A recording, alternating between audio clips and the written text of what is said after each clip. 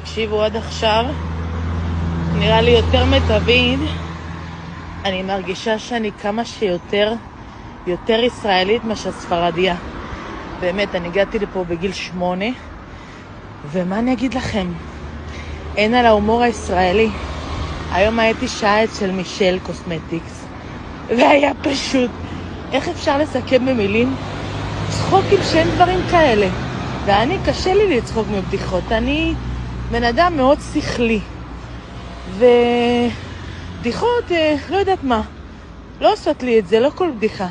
אבל עצם היותה כזו אמיתית, כזו מצחיקה, כזו ספונטנית.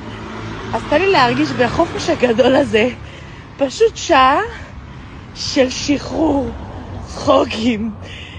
מה אני אגיד לכם? סוג של וואו.